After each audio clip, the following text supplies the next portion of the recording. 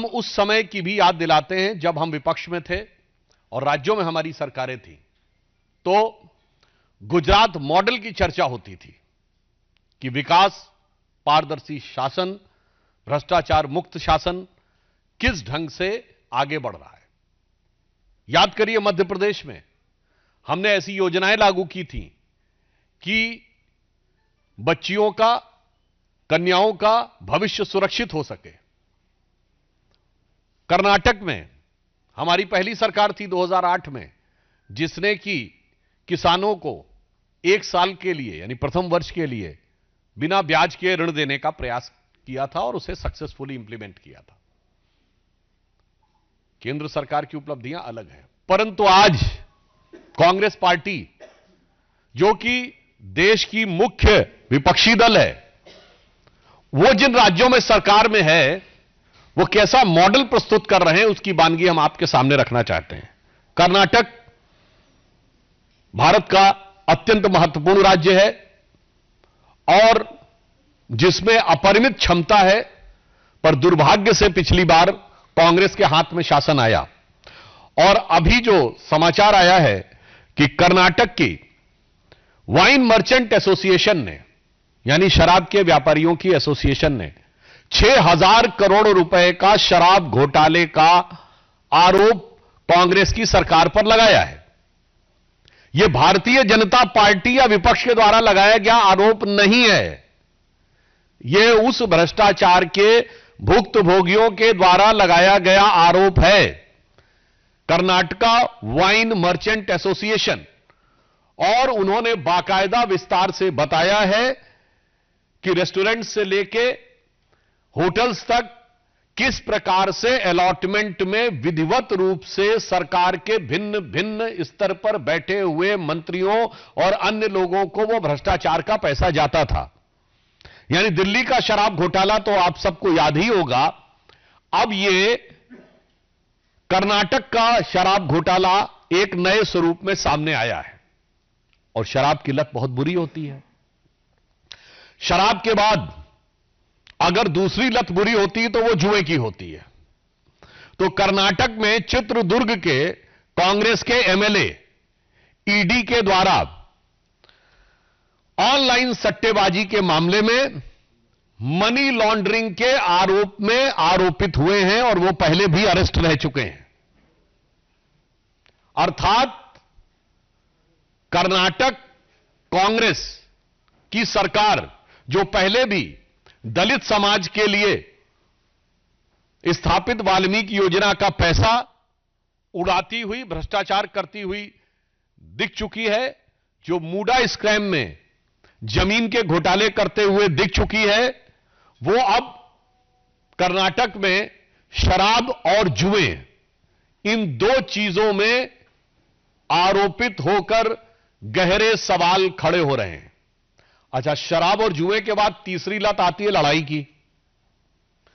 तो उनका मॉडल का तीसरा हिस्सा है कि मुख्यमंत्री और उप मुख्यमंत्री जबरदस्त तरीके से लड़ाई लड़ते रहते हैं। यह वैसे कांग्रेस का स्थायी मॉडल है। जैसे हमारी सरकारों का विकास का मॉडल होता था, कांग्रेस का स्थायी मॉडल है कि जहां भी सरकार होगी तो दो ग्रुप में प्रकट रूप में दिखाई पड़ेगा। कर्नाटक में सिद्धारमैया जी का ऑन रिकॉर्ड दिया गया बयान है, यह मैं कोई आरोप की बात नहीं कर रहा हूं कि राहुल गांधी जी परमिशन नहीं दे रहे हैं इसलिए मैं कैबिनेट का एक्सपेंशन नहीं कर पा रहा हूं। और डीके शिव कुमार जी जो डिप्टी सीएम है, उनका ऑन रिकॉर्ड दिया गया बयान है कि न्याय होना चाहिए, अर्थात एक कमिटमेंट था कि सीट चेंज होनी चाहिए।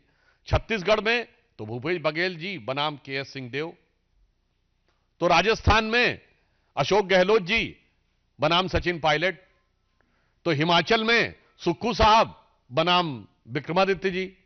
तो यह कांग्रेस का स्थायी मॉडल है। इसलिए मैं यह कहना चाहता हूं कि कर्नाटक की जनता ने जो बड़ा जनादेश कांग्रेस को दिया था, उसके साथ बहुत बड़ा धोखा और छल कांग्रेस ने किया है।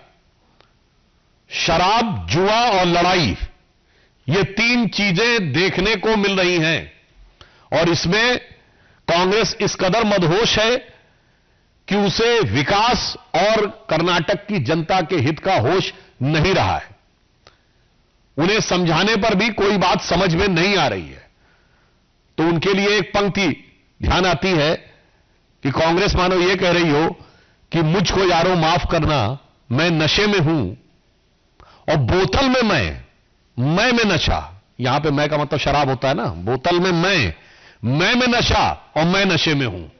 तो वो मोदी विरोध के नशे में इस कदर धुत हैं कि अब जहां जहां सत्ता में हैं वहां पर वो समाज कल्याण, जन विकास का कोई कार्य न करते हुए सिर्फ भ्रष्टाचार में आकंठ डूबकर और अपनी स्वार्थ सिद्धि में और समाज को तोड़ने बांटने में लगे हुए हैं। दूसरा विषय जो हम आपके ध्यान में लाना चाहते हैं, अभी हाल ही में कोलकाता उच्च न्यायालय ने पश्चिम बंगाल सरकार को एक कड़ा निर्देश दिया कि सीमा सुरक्षा बल, बॉर्डर सिक्योरिटी फोर्स के द्वारा भारत बांग्लादेश सीमा पर, जिसमें तकरीबन 9 जिले पश्चिम बंगाल के आते हैं, वहां फेंसिंग के काम के लिए जो भूमि आवंटन की प्रक्रिया थी वो तत्काल करके 31 मार्च 2026 तक सूचित की जाए। यह राष्ट्रीय सुरक्षा की दृष्टि से अत्यंत महत्वपूर्ण कदम है, परंतु यह एक बहुत दुखद, दुर्भाग्यपूर्ण और विचलित करने वाला प्रश्न उठाता है। यह साफ दर्शाता है कि पश्चिम बंगाल की तृणमूल कांग्रेस के शासनकाल में देश की सीमाओं पर सुरक्षा की कीमत पर घुसपैठियों के वोट के लालच में, सिर्फ क्षुद्र राजनीतिक स्वार्थ में राष्ट्र की सुरक्षा का सौदा किया जा रहा था।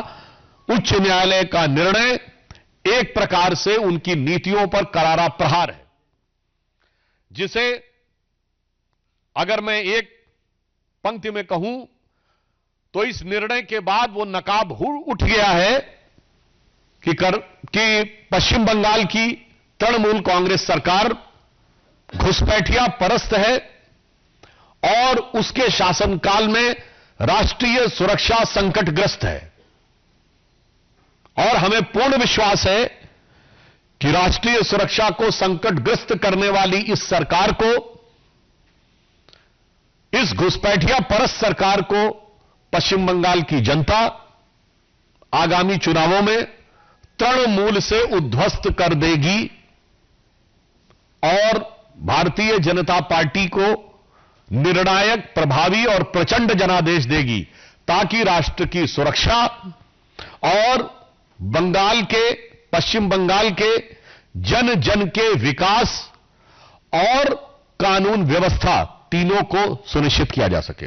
धन्यवाद।